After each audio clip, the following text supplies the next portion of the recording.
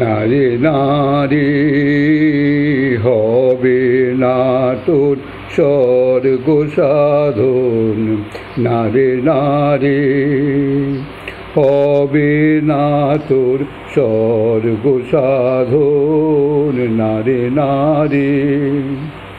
যেখানে যে মধুর বেশে ফাঁদ পেতে রয় সুখের বাঁধন, নারে নারে হবে না তোর স্বর্গ সাধন, নারে নারে। ভেবেছিলি দিনের শেষে তপ্ত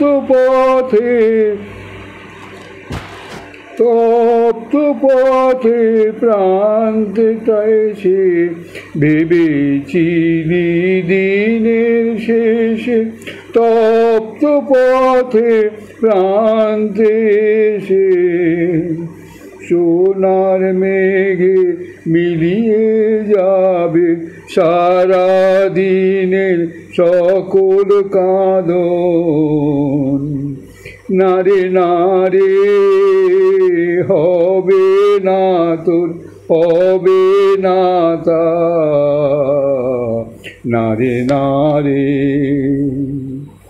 নারে নারে হবে না তোর স্বর্গ সাধন, নারে নারে। সন্ধ্যা তারার হাসি নিচে হবে না তোর শয়ন পাতা, পথিক বধূ পাগল করে পথে বাহি করবে তোরে। হৃদয় যে তোর কেটে নিয়ে ফুটবে তার আরাধন, নারে নারে নারে নারে হবে না তোর স্বর্গ সাধন, নারে নারে।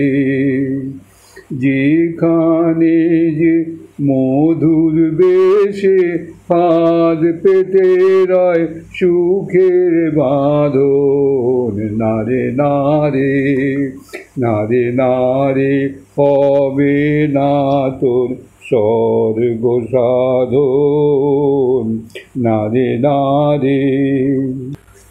স্বামী অবধানন্দ উদ্ধারই চলছে। হাত হাত মস্তিষ্ক ও হৃদয় তিনটিরই চর্চা করতে হবে। স্বামীজির ভিতর তিনটেই ফুটেছিল।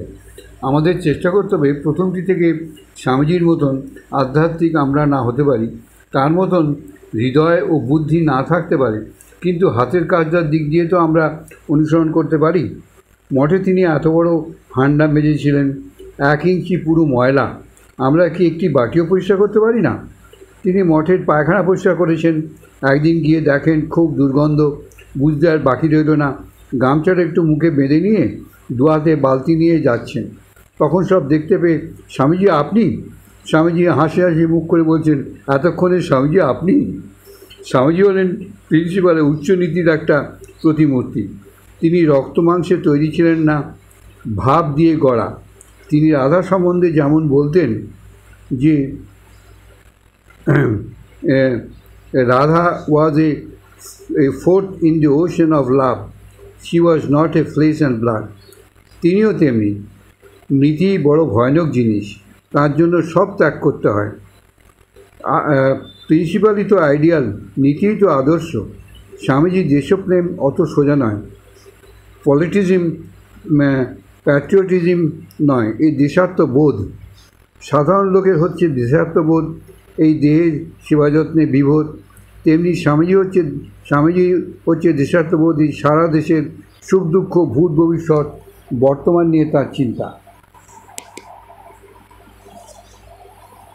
দেশাত্মবোধ তার শেষ নয়, এরপরেও আছে বিশ্বাত্মাবোধ, জগতের সকল জীবের জন্য চিন্তা, তাদের ভক্তি মুক্তি কী করে হবে সেও তার চিন্তা। সবার মুক্তি না হলে তার মুক্তি নেই। স্বামীজির শেষ দিকটায় মানুষের সংসর্গ একদম ছেড়ে দিয়েছিলেন। মঠে এক প্রকাণ্ড চিড়িয়াখানা করেছিলেন। চীনে হাঁস, তার নাম ছিল যশোমতী, রাজহংস তার নাম ছিল বোম্বেটে, পাতিহাঁস, নানা রকমের পায়রা, কুকুর, সারস, বেড়াল ইত্যাদি পুষেছিলেন। তাদের যত্ন করে খাওয়াতেন, তাদের আদর করতেন, একদৃষ্টে সস্নেহে তাকিয়ে থাকতেন। শ্রীকৃষ্ণ গোধন নিয়ে কীরকম খেলা করতেন সেই দৃশ্য দেখলে অনেকটা ধারণা হয়।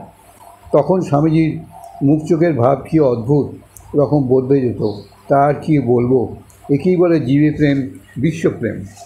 স্বামীজির ইসলামের সামাজিক উদারতা পছন্দ করতেন। তিনি বলতেন, ইসলামিক বডি উইথ বেদান্তিক ব্রেন।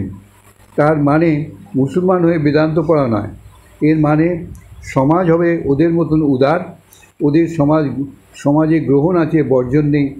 যদি একবার গৃহীত হয় তাহলে ত্যাগ নেই, কিন্তু আমাদের সমাজে গ্রহণ নেই। যেমন ইহুদিদের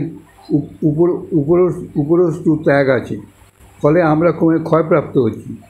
জাটরা, শিখরা ঠিক উদার বটে, কিন্তু তাদের সমাজ খুব ছোট এবং অশিক্ষিত।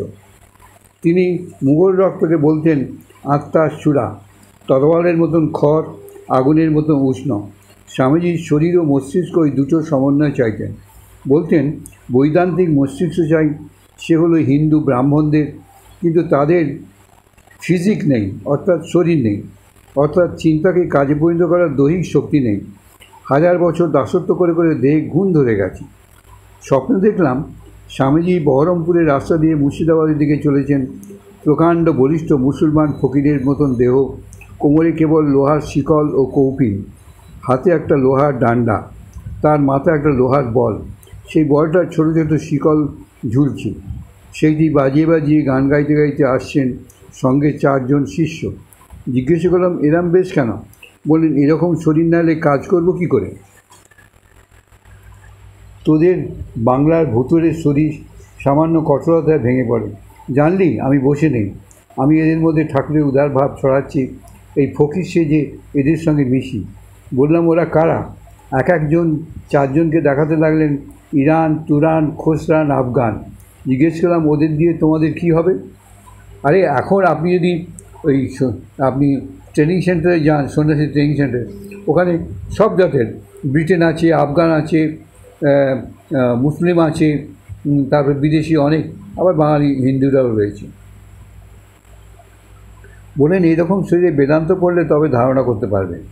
জিজ্ঞেস করলাম, এখন তুমি কি করতে চাও? বাবা, কত বড় স্বপ্ন! বললেন, যাতে হিন্দুস্তানের সঙ্গে এদের মিল হয়। বেদ, মহাভারত পড়ে দেখো, এরা তাদেরই জাত ভাই, কিন্তু আর একটা শক্তি ক্রমাগত চেষ্টা করছে যাতে মিলন না হয়ে ওঠে। এইবার তুরস্ক, পারস্য ও আফগানিস্তানের জাগরণ হবে। পাশ্চাত্য জাতির সঙ্গে সংঘর্ষে প্রাচ্য জাতিদের জাগরণ হচ্ছে, এবং চীন ও জাপান ভারতের অগ্রগতিকে কেউ রোধ করতে পারবে না। দেখুন, 100 বছরের স্বামীজি বলে গেছিলেন, ঠিক এখন বর্তমানে যা ঘটে চলেছে সেই চীন, জাপান ভারতের অগ্রগতি কেউ রুখতে পারবে না, পারেও নি। শ্রী শ্রী ঠাকুর জাজ্জল্যমান মঠে বিরাজমান রয়েছেন। তিনি নিজ মুখে স্বামীজিকে বলেছিলেন, তুই আমাকে মাথায় করে যেখানে নিয়ে রাখবি আমি সেখানেই থাকব। বেলুন মঠ প্রতিষ্ঠার সময় স্বামীজি নিজ মুখে এই কথা বলে আত্মারামের কোঁটা মাথায় করে এনে ঠাকুরকে প্রতিষ্ঠা করেছিলেন। কাশীপুরে ঠাকুরের শরীর যাওয়ার পরেই আকাশের দিকে চেয়ে দেখি চাঁদের চারপাশে জ্যোতির্মণ্ডল। শরীর ঠিক গেছে কিনা তখনও সকলের সন্দেহ। চন্দ্রমৌলের দিকে তাকালে সকলের দৃষ্টি আকর্ষণ করলাম। স্বামীজি সকলকে ওটি লক্ষ্য করতে বললেন। একদিন স্বামীজির সঙ্গে গল্প করছি, ভাই, হিমালয়ে যেতে যেতে খুব উঁচু পাহাড়ে এক সাধু দর্শন করে অবাক হয়ে গেলাম। গলিত কুষ্ঠ রোগীকে মায়ের মতন দিনে নিজের হাতে ঘা ধুয়ে পরিষ্কার করে দিচ্ছেন। দহদি সাধুর কাহিনী শুনতে শুনতে স্বামীজির চোখে ছলছল করে উঠল। তিনি বললেন, কই, আমরা তো অতদূর করতে পারি না। তারপর যেই বললাম, কিন্তু ভাই, এও শুনলাম তার নাকি রক্ষিতা আছে। শেষের কথা স্বামীজি বিরক্তি প্রকাশ করে বললেন, ওসব বহু কুকথার লোকের কান দিবি না তো, যা তার অটায়। তুই নিজে যা চোখে দেখেছিস তার তুলনা কোথায়? স্বামী নিজের সম্বন্ধে বলতেন, দেহাবসানে তার নিজের ঘরটিতে সূক্ষ্মভাবে অবস্থান করবেন।